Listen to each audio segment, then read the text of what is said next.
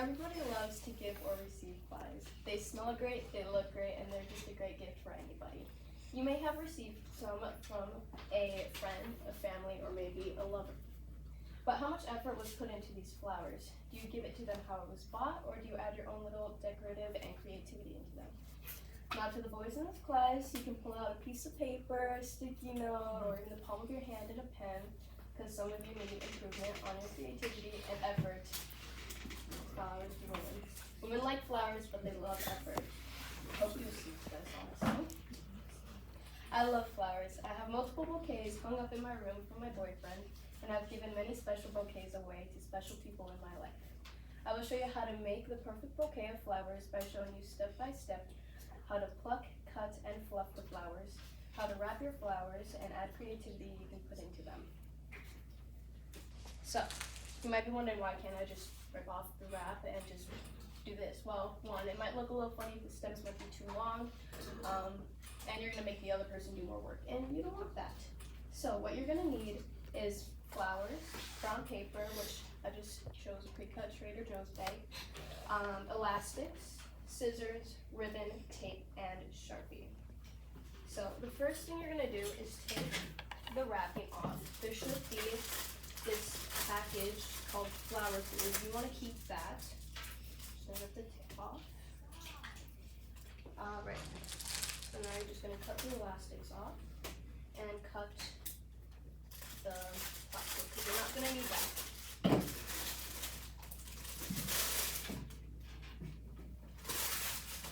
Right. And then what you're going to do is cut like 3 to 4 inches off at a 45-degree angle. And the reason why it's best, it's okay if I throw it in there? Or, okay, let me grab a trash can.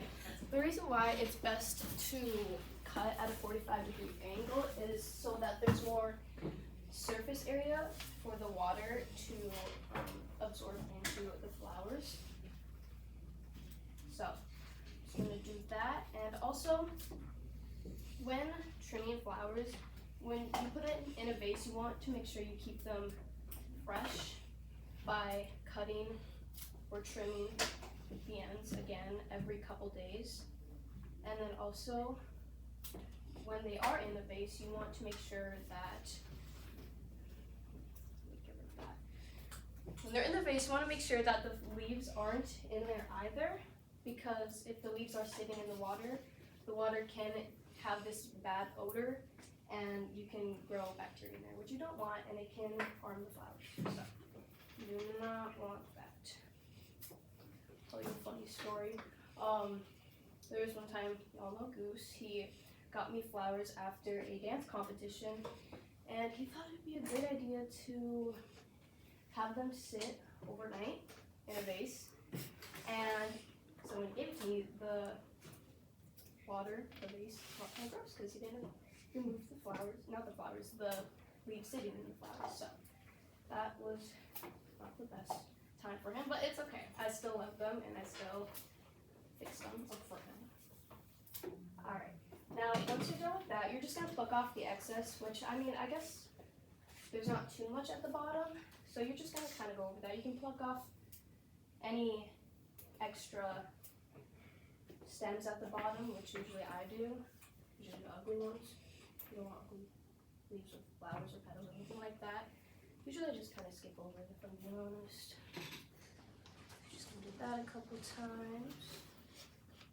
Make sure there's no leaves when they are put it into a vase. Alright. And then once I'm done with this, I'm gonna show you how you can fluff up your flowers. Usually this is meant for like roses or like similar flowers to roses. And there are 3 different ways you can fluff them up. You can have them hang upside down and just kind of, well, this one's kind of crooked, but just kind of twist it in the palm of your hands. Usually it's not the best way, honestly, so I like to kind of force it out, just manually do it. Yeah, it looks better. Do it to this one too. Sometimes there are bad petals like this, just pluck that off, because sometimes the bad petals can spread to the good ones, and then your flowers are just going to die quicker.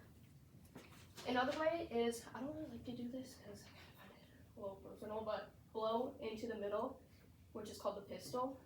So I don't think I'm gonna do it, but that's one way you can. I don't personally do it because I think it's just kind of gross, and my lip gloss is on. It's bleh. So bad pedal, let's get rid of that. That'll be okay. Just want to look for the bad petals or the bad leaves too. That'd probably be best. Alright, now once you have all that, alright. So good thing you got rid of your old plastic wrap, because now you're going to learn how to wrap paper, starting off simple, how to wrap with brown paper. I think brown paper would good with any kind of bouquet of flowers. So what you're going to do is you're going to fold the opposite corners together. And it's going to make, doesn't have to be perfect, maybe I could do a little better, but kind of like cat ears or two melons, or however you want to think of it. And then what you're going to do is you're going to fold it into the shape of a thumb. I always no. Before you do that, you want to grab your scissors and cut a triangle in the middle of where you folded. Depending on how big your bouquet is how much you should cut. So the bouquet isn't too large. I'm just gonna cut a small triangle. That's what it should look like. Now you're gonna make it into a cone shape. And the reason why we cut that triangle is so that the flowers can go through. So something like that. Then you're just gonna grab your tape from Dollar General, and a little piece, doesn't take too much. Just like that, and then I would do the inside just for extra support. Shout out to Sarah for giving me these Trader Joe bags. Thank you. Alright, now you're just gonna grab all your flowers together. I would recommend kind of distributing them in a way, so make sure they're not roses are on one side, make sure they're evenly distributed. Oh, let's put it over there. Sometimes you can get rid of extra greens if there are too many in the pre-made bouquet. I know sometimes they do that, I just get rid of them because I'm like, it's bringing the other colors. So, just like that.